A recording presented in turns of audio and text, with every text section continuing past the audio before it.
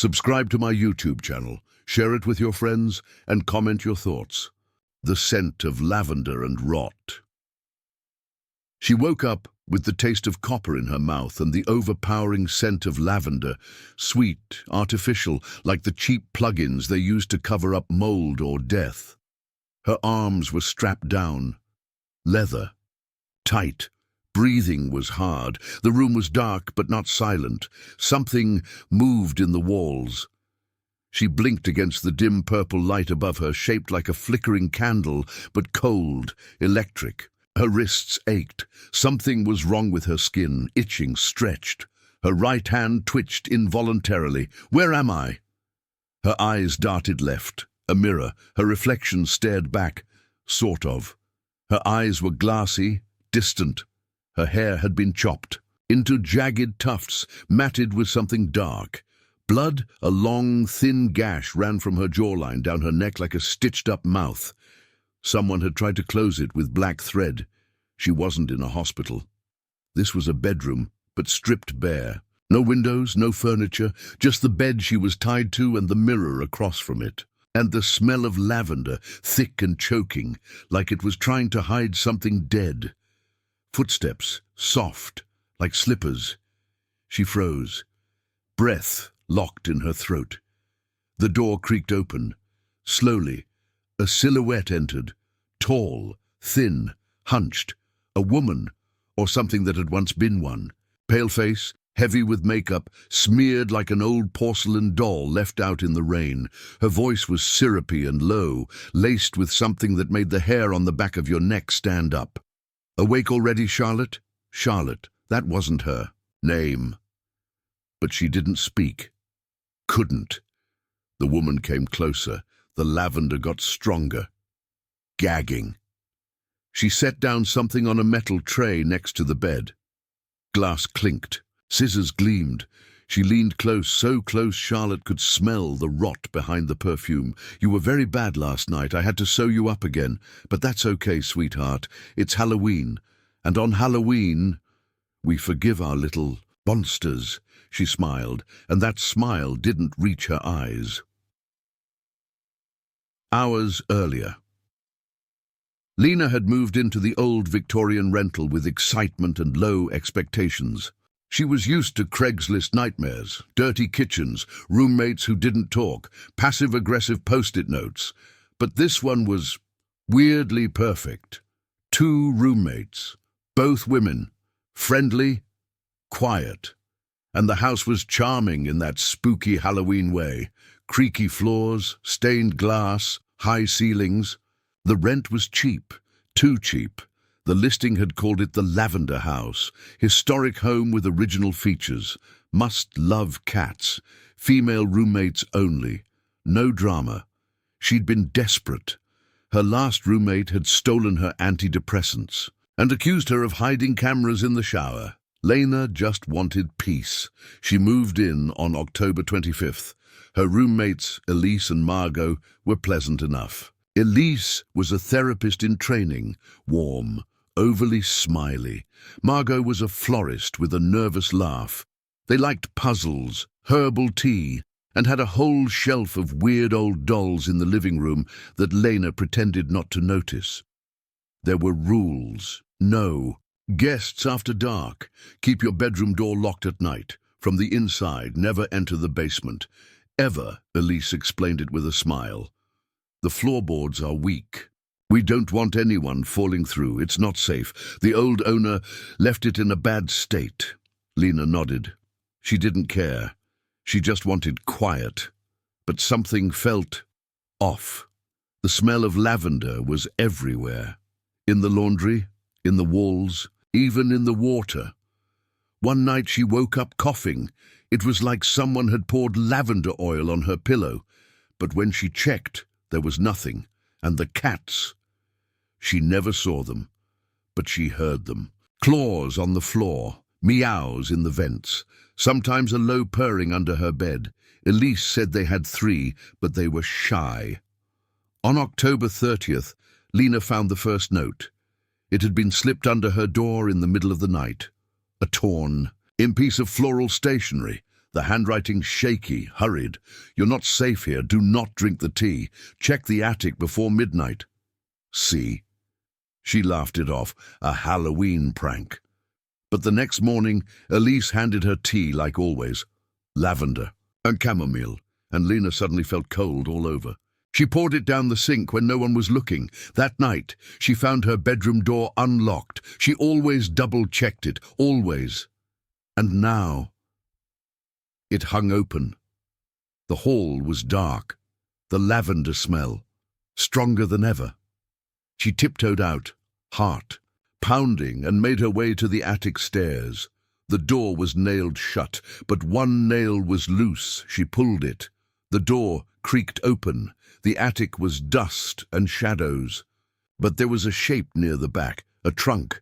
She opened it, and inside were photos, dozens, maybe hundreds, of women sleeping, crying, unconscious, stitched faces, torn clothes, pale, lifeless eyes, and in the corner of every photo, Elise. Smiling, Lena dropped the picture, gagged. That's when she heard it, behind her. The attic door slammed shut, and the sound of something moving up the stairs. Now, the woman by the bed, Elise, or what used to be Elise, was humming, snipping thread with a pair of antique scissors. "You shouldn't have gone in the attic, Charlotte. That was very naughty. But don't worry, you'll forget again, like the others." She held up a small bottle. Amber, unlabeled. One sip, and the screaming stops. One sip, and you're my perfect girl again. Lena fought the straps, teeth gritting, her head pounded, her wrists burned. She had to remember she wasn't Charlotte, she was Lena Mathers, and this wasn't the first time she'd woken up like this. Suddenly, movement in the mirror. Behind Elise, a figure, pale, bloodied. Hollow-eyed, another woman, that ghost? No, real.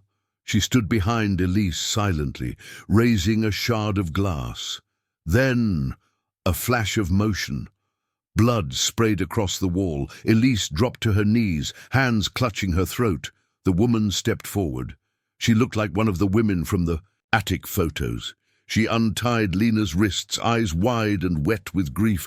"I was Charlotte," I remember now. Lena collapsed into her arms. The lavender smell was fading. Now it was just blood and salt and something cleaner. Freedom.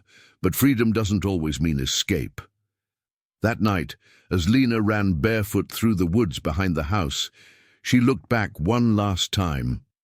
The lavender house stood still, silent. A light in the attic flickered once, then went dark.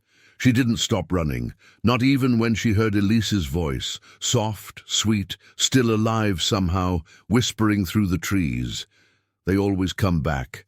They always forget. And I always sew them back together.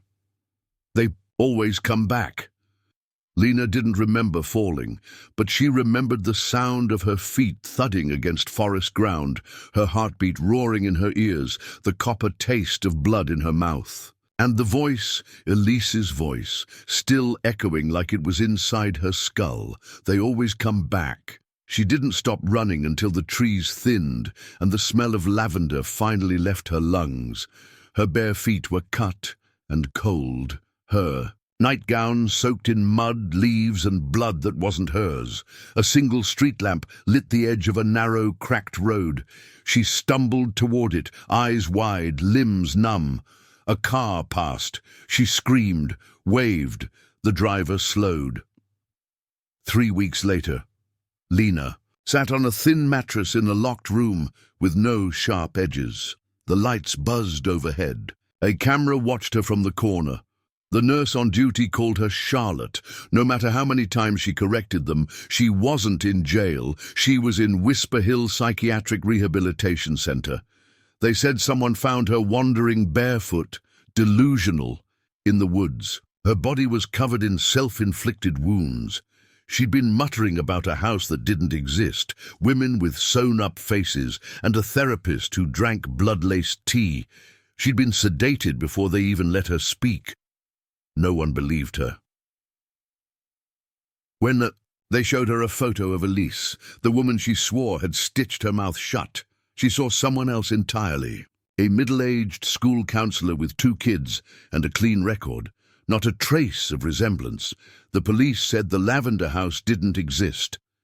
The address she gave them led to a field with no structures, no roommates, no attic, no photos.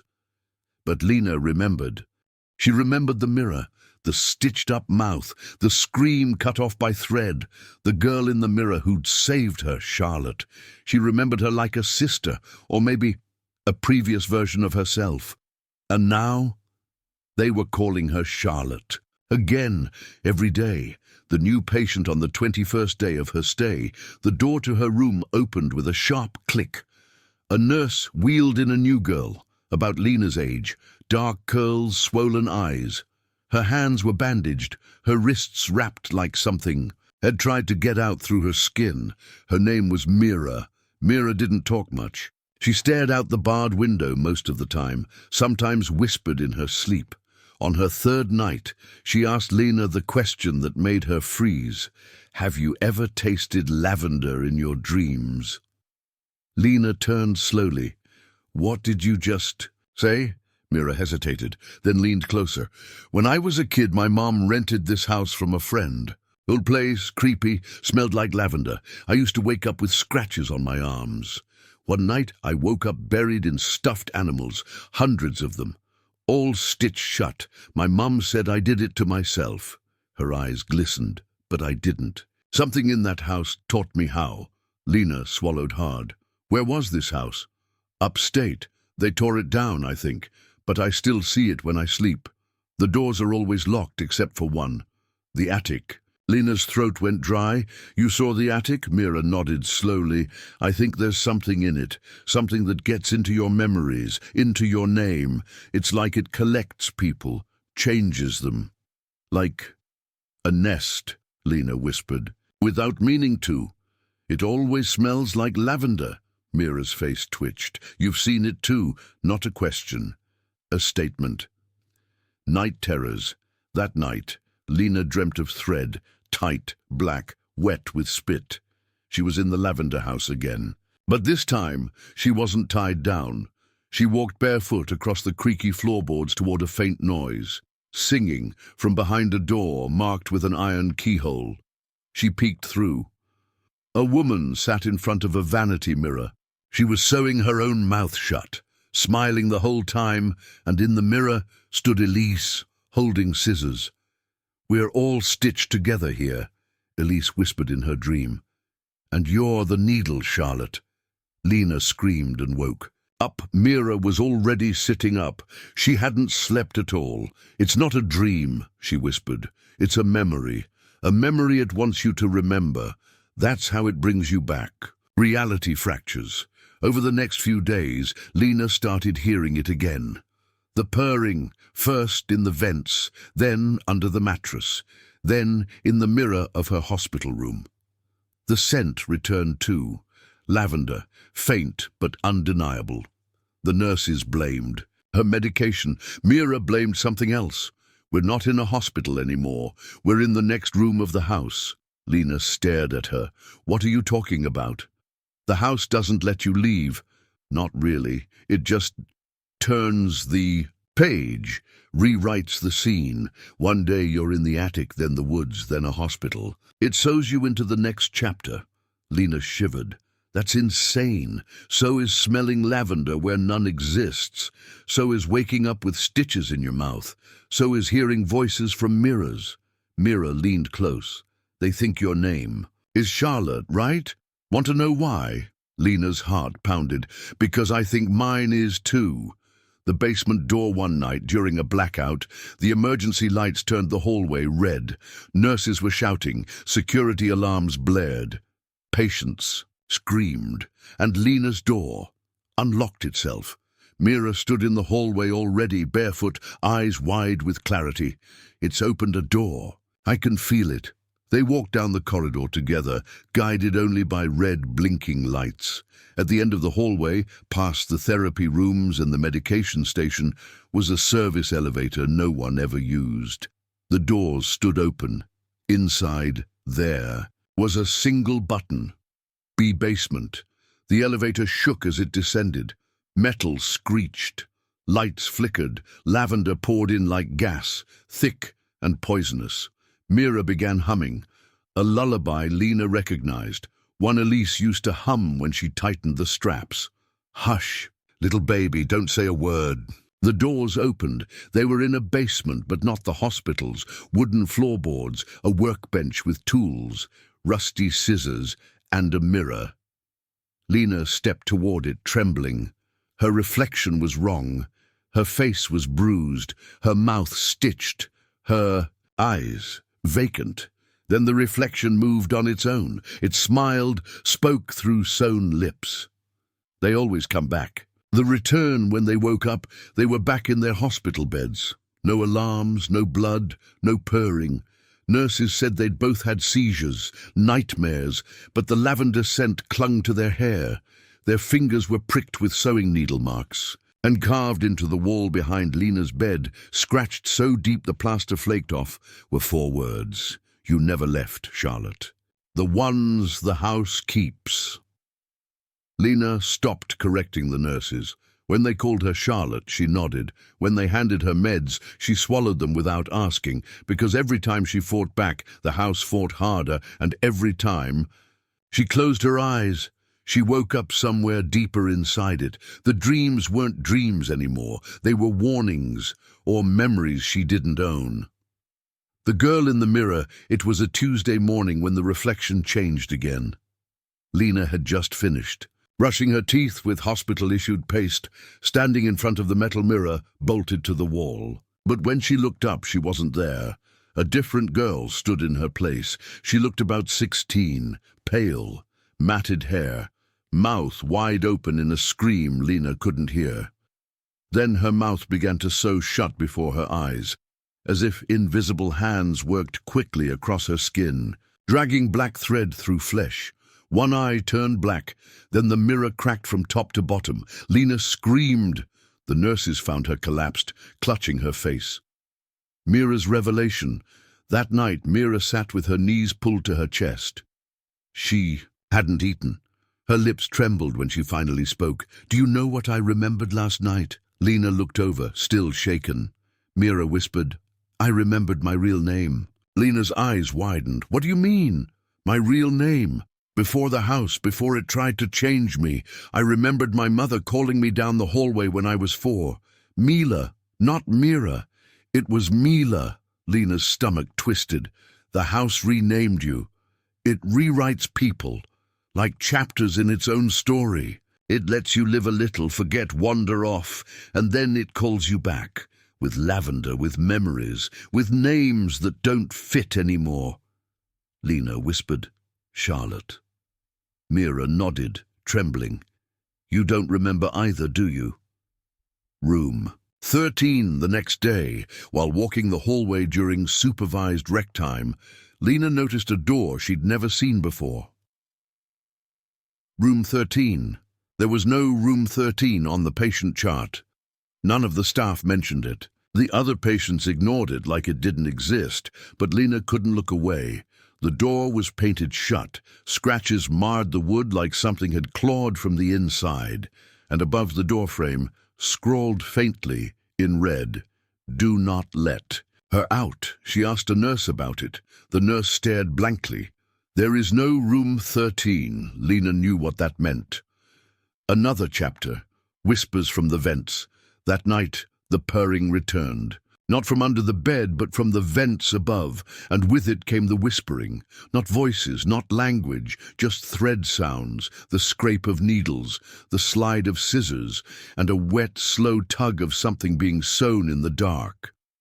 Lena clutched her blanket and whispered to Mira, Do you hear that? Mira didn't respond. She was already staring at the ceiling, crying silently, one tear at a time. Then she whispered, She's awake in room 13, and she's making a new face. The face in the window. The next day, a fog rolled over the hospital grounds. No sun, no visitors, no outside world. Lena stood by the common room window, watching the dense grey swallow everything. She blinked once, and someone was standing outside the window. A woman, long hair, sewn mouth, her eyes leaking blood like tears. In her arms, a bundle of something wrapped in cloth. The woman smiled through the stitches and lifted the bundle to the window. Lena stepped closer.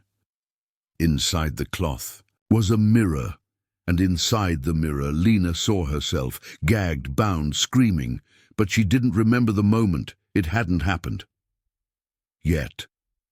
The red scissors. That night Mira found something in her pillow, a pair of scissors, old, rusted, red-handled, wrapped in white thread and still warm. Mira stared at them for a long time before speaking. "I remember these." "From where?" Lena whispered. "They belong to her. The one in the attic. The one who stitched me the first time. She left them for me after I tried to run." She turned to Lena slowly. "She wants me to finish something." "Finish what?" "The stitch she started." Mira held up her own mouth. "She didn't finish last time." Lena grabbed the scissors and threw them into the hallway, but they were back on Mira's bed the next morning. The real patient files. 3 nights later, Lena and Mira broke into the records room during a storm that knocked out half the power. They found the patient archives, rows and rows of folders. Mira opened one, then another, then another. Every patient had the same backstory, different names, different dates, but identical trauma: abandoned in childhood, found wandering in the woods, diagnosed with severe identity disorder and hallucinations, all discharged mysteriously or listed as transferred, but never said where.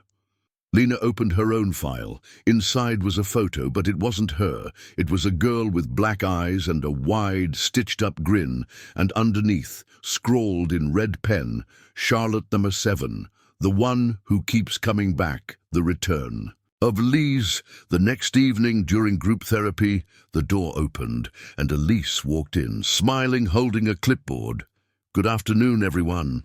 I'm Dr. Elise. I'll be facilitating your healing today." Lena froze. So did Mira. The other patients didn't react at all, like they couldn't see her. Elise looked directly at Lena, smiled wider. "Some of you have been very resistant, but healing isn't optional here." She tapped her pen on the clipboard. "Sometimes we just have to sew the pain in." Her eyes flashed black for a second. Lena tried to scream, but her voice caught in her throat like something had gripped it from the inside. She turned to Mira. Mira was gone. The sound behind the walls. That night, Lena was alone in her room. No Mira. No answer when she knocked on her bathroom door, only the sound of purring. Closer now, from inside the wall, she leaned her ear to the cold plaster and heard it. A heartbeat. Her own. Then another. And a voice. Faint, gurgling, from just beneath the surface. "Let me out. I don't want her face anymore." She stepped back in horror. A handprint pushed through the wall from the inside, then vanished. Restitched Lena woke up, unable to speak. Her lips stuck together. Not thread, not glue, just skin.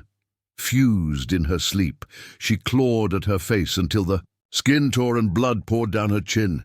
She screamed. No one came. A mirror across the room reflected her shredded mouth. Her face distorted, one eye larger than the other. Someone had started to change her and hadn't finished. Yet, Mira's final message. She found a note that night, shoved under her pillow, scrawled in red thread on paper. "She sews us into her, one at a time. When we forget who we are, she takes another stitch. Don't answer the mirror. Don't say your name. Don't sleep. When it's done, she becomes you." It was signed Mila, not Mira. A door opens. The last scene in part 3 ends. Like this, Lena stands outside room 13. This time the door is open. Inside, darkness, lavender smoke. The sound of scissors clicking, and someone humming the lullaby again. The mirror at the end of the hallway flickers, and in it, Lena sees herself walk into room 13, even though she hasn't moved yet. The lavender door, Lena, stared at room 13 open dark, the scent of lavender curling through the hallway like fingers, but her feet were moving before she made the decision. As if some part of her had already chosen this path long ago, the hallway grew longer the closer she walked. The lights behind her blinked off one by one. Somewhere deep inside the room, someone was humming. That lullaby again, but backwards. Her body trembled. Her lips, still raw from tearing them open, stung with every breath, but she had to know, she had to see what the house was hiding. She stepped into room 13, the attic beneath the floor. The room wasn't a room, it was an attic, upside down. Everything hung from the ceiling like it belonged there, old furniture, cobweb-draped mirrors, a spinning wheel still rotating slowly. Gravity didn't work here, time didn't either. In the corner, a crib swung gently. Something cried inside it. Not a baby's cry. A woman sat in the corner, her back to Lena, brushing long, dark hair. The brush didn't touch her hair, though. It moved through her scalp, revealing bone beneath with each stroke. Lena whispered, "Who are you?" The woman turned. It was Elise, but her eyes were glass. Her mouth was a stitched smile. She pointed to a mirror hanging upside down on the wall. "Say your name and the house will let you go." Lena shook her head. "I know what that does. You sew us in." Elise tilted her head like a doll about to break. "I don't sew. She does." The walls groaned. The ceiling shifted. And Charlotte stepped out of the mirror. Charlotte's return. She looked exactly like Lena, but her skin was smoother, cleaner. Her smile, natural. Too natural. "Finally," Charlotte said. "I've been waiting for you to come back." "I'm not you," Lena whispered. Charlotte walked barefoot across the upside-down floor. "You were, before you ran, before she stitched someone else in your place." She pointed at Elise. "She's just a puppet, a pattern the house uses. But me, I'm what's left of you after the house finished its story." Lena stepped back. "That's not true. Then why do you remember everything wrong? Why do your memories feel like scenes from a movie you only watched once?" Charlotte's skin began to ripple. Threads surfaced under her jaw. "Because you're not Lena, you're the next draft." The sewing room, the attic darkened. The walls rearranged. And suddenly Lena was standing in a new space, a sewing room. Familiar, too familiar. A table covered in white fabric. On it, a body. It looked like Mira, but the face had been peeled off, neatly folded beside her, still weeping. A needle hung from her lips, suspended by a long thread sewn into her throat. Lena screamed, a voice behind her, "Don't waste a good pattern." She turned, the real Charlotte, now full-formed, her face stitched from pieces of others, her hands long, spindly, stained red. "You're almost done," she hissed. "You just need one last stitch. Say your name." Lena shook her head violently. "I remember now. I wasn't Charlotte. You stole my name. You stitched over it." Charlotte laughed, a deep, wet sound. "No, darling. I unstitched you. You never wanted to remember, so I wore your skin until it forgot it wasn't mine." The basement. That breathes. Suddenly the floor cracked and gave way. Lena plummeted into the basement. But not the hospital basement. This one. Breathed. The walls rose and fell like lungs. The air was warm and pulsing. Every surface looked alive, and along the wall were dozens of mirrors, all covered in cloth. She pulled one off. Inside, she saw Mira, not stitched, not dead but trapped, screaming silently, reaching out. She pulled another, a boy, another, a nurse. Every mirror contained someone the house had taken, each one a former patient. And at the center, the first mirror, Charlotte's. It was cracked, bleeding, and it began to speak. "She's close to finishing. When she's done, she becomes real. We vanish, our names erased, our faces worn." Lena pressed her hands against the mirror. "How do I stop her?" The mirror answered, "You must unstitch her, or she will wear you, and you'll forget again." The thread knife. The mirror spat something out, a small, jagged knife made of bone wrapped in red thread. The handle was warm. The blade hummed. She turned. Charlotte was there. Her arms were stretched unnaturally long now, her body twitching as if too many people lived inside it. "You can't kill me," Charlotte snarled. "I'm your best story." "You're a lie," Lena hissed. She ran forward and plunged the blade into Charlotte's chest. Instead of blood, thread unraveled, spilling across the floor in endless tangled knots. Charlotte screamed, not in pain, but like air escaping a collapsing puppet. Her body deflated, her face split open, and beneath the threads, Mira's face. The real Lena dropped the knife. Mira lay on the floor, gasping, her lips no longer sewn. "She wore me.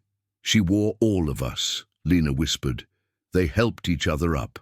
But the mirrors began to crack, one by one, each soul fading. The house was collapsing, the real name as they ran back through the attic hall.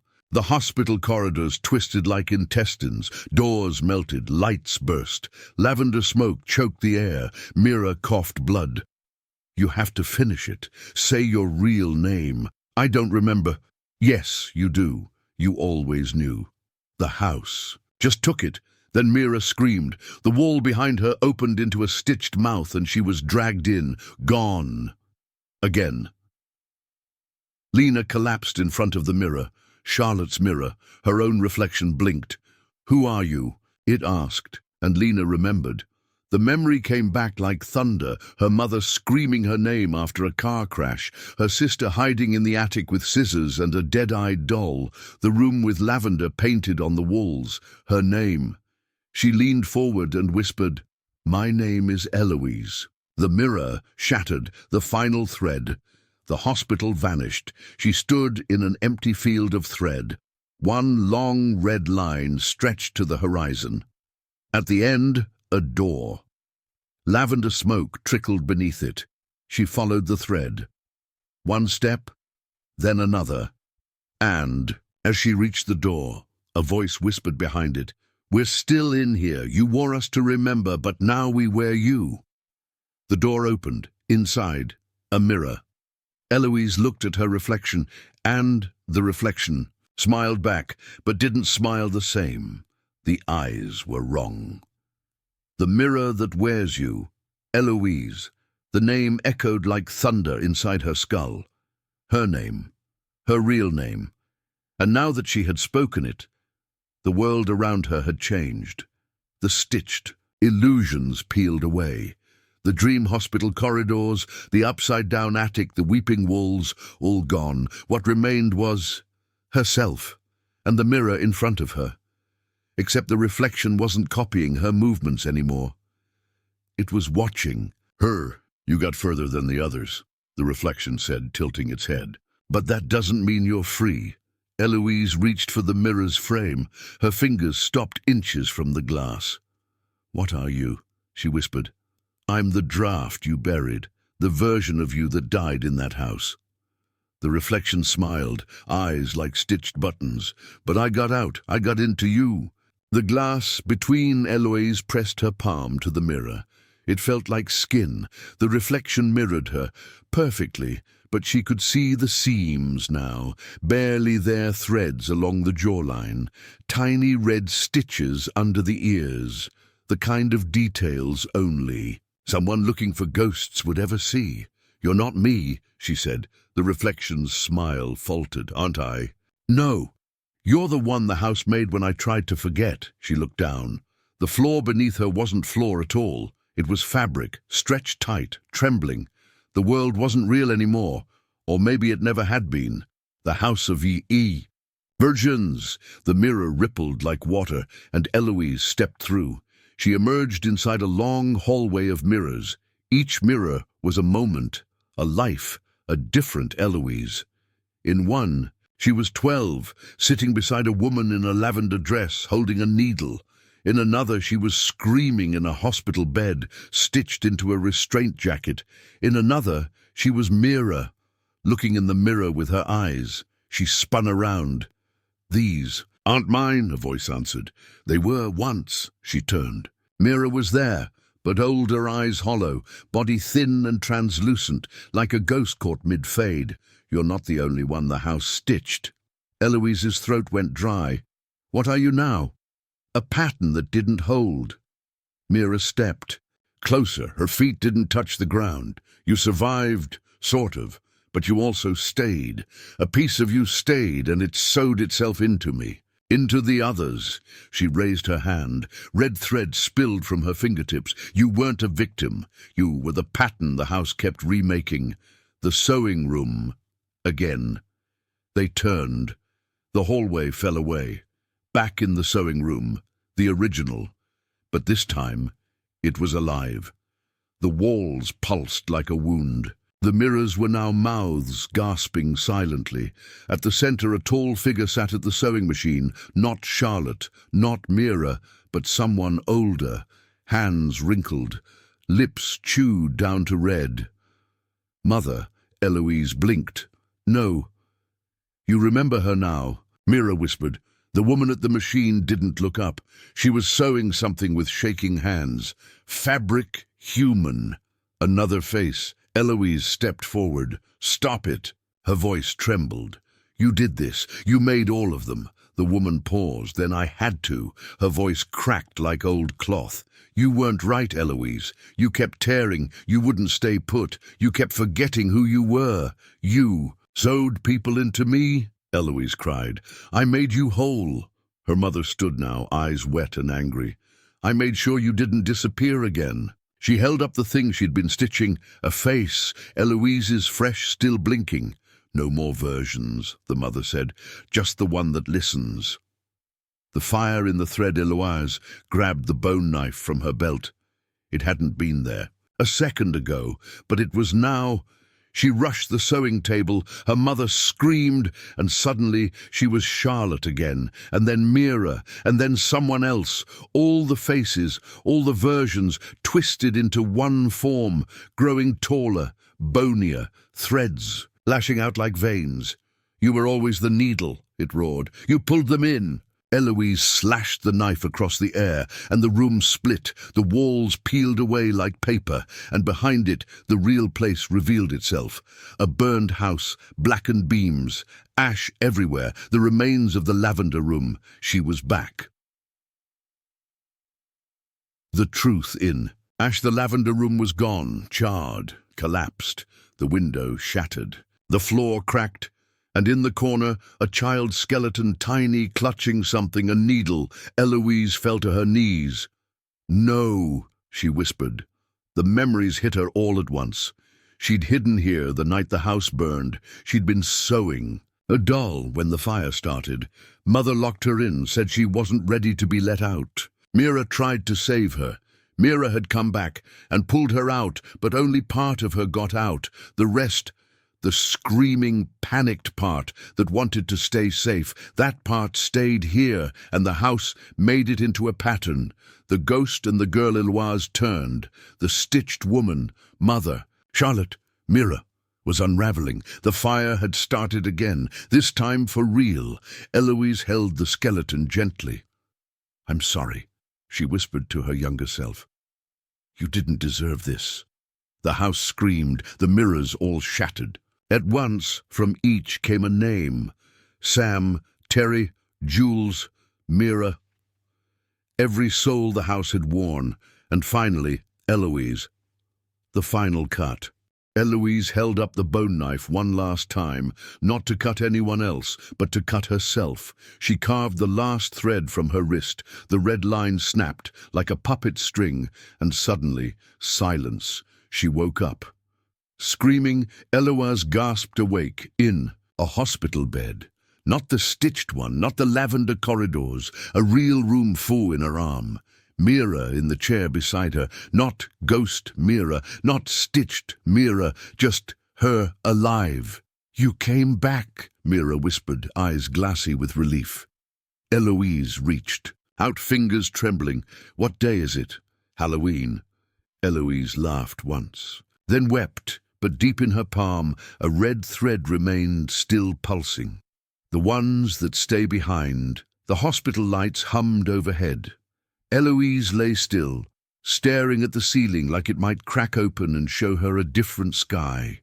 The stitched, on, The mirrored one, the one she had finally escaped, or thought she had, because even though her skin was clean, her pulse normal, and the machines beeped with ordinary rhythm, the thread was still there, wrapped gently around her finger, red, unmoving, but warm, like something waiting. The survivor's lie mirror sat beside her, flipping through a worn notebook. Not a journal, Eloise's. Old sketchbook. I found it in the attic of the safe house, tucked behind the insulation, she said. The real attic? Eloise asked softly. As far as I can tell. Mira smiled faintly. You were drawing that house even before it burned. Down, every version of it, every room, including one that shouldn't exist. She flipped the page. A drawing of the lavender room. You were already stitched before the fire, weren't you? Eloise didn't answer. She stared at her reflection in the dark hospital window. Her lips moved, but not at her command. The return. Thread that night. Mira fell asleep in the chair. Eloise sat up in bed, hands trembling, the red thread wrapped tighter around her finger, then began to move, slithering like a living vein up her wrist, her arm, her shoulder. She bit her lip to keep from screaming, and then, as the moonlight hit the window just right, she saw something.